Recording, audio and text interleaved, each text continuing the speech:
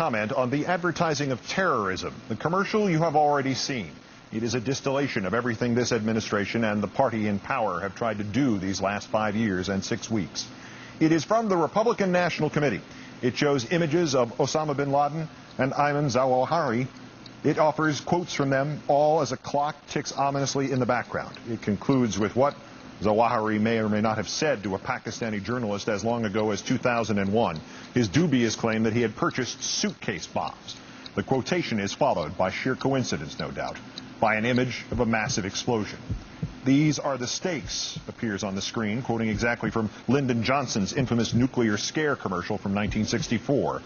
Vote November 7th. There is a cheap Texas chainsaw massacre quality to the whole thing. It also serves to immediately call to mind the occasions when President Bush dismissed Osama bin Laden as somebody he didn't think about, except, obviously, when elections were near. Frankly, a lot of people seeing that commercial for the first time have laughed out loud. But not everyone. And therein lies the true threat to this country. The dictionary definition of the word terrorize is simple and not open to misinterpretation. To fill or overpower with terror, terrify, to coerce by intimidation or fear. Note, please, that the words violence and death are missing from that definition. For the key to terror, the key to terrorism is not the act, but the fear of the act. That is why bin Laden and his deputies and his imitators are forever putting together videotaped statements and releasing virtual infomercials with dire threats and heart-stopping warnings. But why is the Republican Party imitating them? Bin Laden puts out what amounts to a commercial of fear. The Republicans put out what is unmistakable as a commercial of fear. The Republicans are paying to have the messages of bin Laden and the others broadcast into your home. Only the Republicans have a bigger bankroll. When last week the CNN network ran video of an insurgent in Iraq evidently stalking and killing an American soldier, the chairman of the House Armed Services Committee, Mr. Hunter, Republican of California, branded that channel, quote, the publicist for an enemy propaganda film, and added that CNN used it to sell commercials. Another California Republican, Representative Brian Bilbray, called the video, quote, nothing short of a terrorist snuff film. If so, Mr. Bilbray, then what in the hell is your party's new advertisement? And Mr. Hunter, CNN using the video to sell commercials? Commercials! You have adopted bin Laden and Zawahiri as spokesman for the Republican National Committee.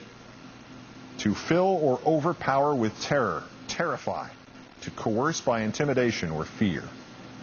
By this definition, the people who put these videos together, first the terrorists, and then the administration, whose shared goal is to scare you into panicking instead of thinking. They are the ones terrorizing you. By this definition, the leading terrorist group in this world right now is Al-Qaeda, but the leading terrorist group in this country right now is the Republican Party. 11 presidents ago, a chief executive reassured us that we have nothing to fear but fear itself. His distant successor has wasted his administration, insisting that there is nothing we can have but fear itself. The vice president, as recently as this month, was caught campaigning again with the phrase mass death in the United States.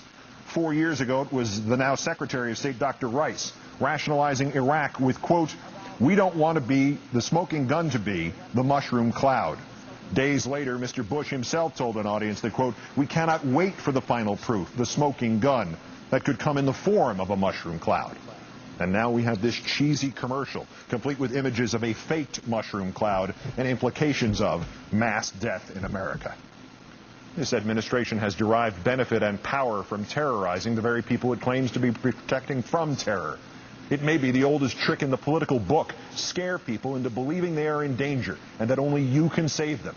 Lyndon Johnson used it to bury Barry Goldwater. Joe McCarthy leaped from obscurity on its back. And now the legacy has come to President George W. Bush. Of course, the gruel of fear is getting thinner and thinner, is it not, Mr. President? And thus more and more of it needs to be made out of less and less actual terror. After last week's embarrassing internet hoax about dirty bombs at football stadium, the one your Department of Homeland Security immediately disseminated to the public, a self-described former CIA operative named Wayne Simmons cited the fiasco as, quote, the perfect example of the President's Military Commissions Act of 2006 and the NSA terrorist eavesdropping program, how vital they are. Frank Gaffney, once a respected Assistant Secretary of Defense and now the president of something called the Center for Security Policy, added, "One of the things that I hope Americans take away from this is not only that they're gunning for us not just in a place like Iraq, but truly worldwide." Of course, the they to which Mr. Gaffney referred turned out to be a lone 20-year-old grocery bagger from Wisconsin named Jake, a kid trying to one-up some other loser in an internet game of chicken. His threat referenced 7 football stadiums at which dirty bombs were to be exploded yesterday. It began with the one in New York City, even though there isn't one in New York City. And though the attacks were supposed to be simultaneous, 4 of the games were scheduled to start at 1 p.m. Eastern Time and the others at 4 p.m. Eastern Time. Moreover, the kid said he had posted the identical message on 40 websites since September. We caught him in merely about 6 weeks, even though the only way he could have been less subtle, less stealthy, and less of a threat was if he bought an advertisement on the Super Bowl telecast. Mr. Bush, this is the what, 100th plot your people have revealed that turned out to be some nonsensical misunderstanding or the fabrications of somebody hoping to talk his way off a waterboard in Eastern Europe? If, Mr. President, this is the kind of crack work that your new ad implies that only you and not the Democrats can do, you, sir, need to pull over and ask for directions. The real question, of course, Mr. Bush, is why did your Department of Homeland Security even release that information in the first place? It was never a serious threat. Even the first news accounts quoted a Homeland spokesman as admitting strong skepticism, the kind of strong skepticism which most government agencies address before telling the public, not afterwards.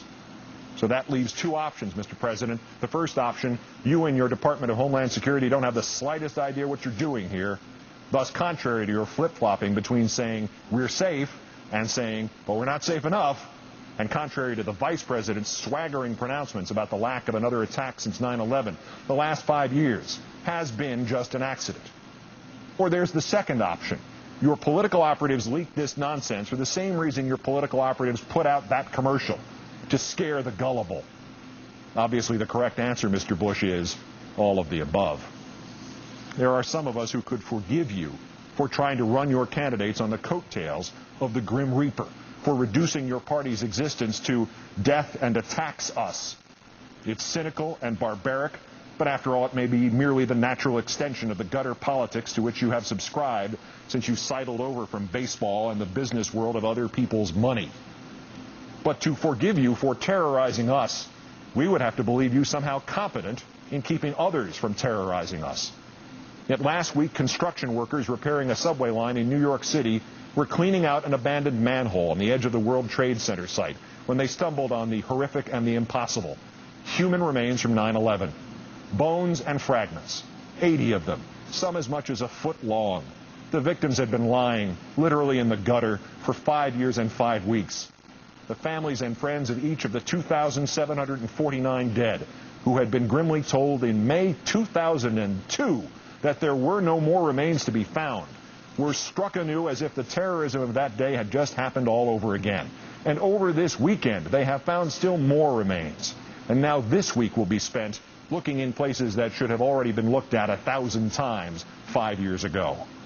For all the victims in New York, Mr. Bush, the living and the dead, it is a touch of 9/11 all over again. Michael. And the mayor of this city, who called off the search 4.5 years ago, is a Republican. The governor of this state with whom he conferred is a Republican. The House of Representatives, Republican. The Senate, Republican. The President, Republican. And yet you can actually claim that you and you alone can protect us from terrorism? You can't even recover our dead from the battlefield. The battlefield in an American city, when we've given you 5 years and unlimited funds to do so.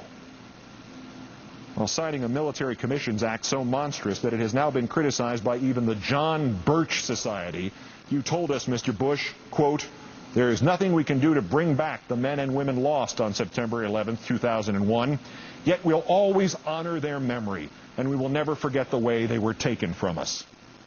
Except, of course, for the ones who have been lying under a manhole cover for 5 years.